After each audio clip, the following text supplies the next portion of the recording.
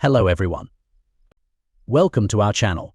In today's tutorial, we'll show you how to fix Facebook Marketplace not showing or missing on your iPhone. First, make sure you have the latest version of the Facebook app. Go to the App Store and download or update the app if needed. Once updated, open the Facebook app.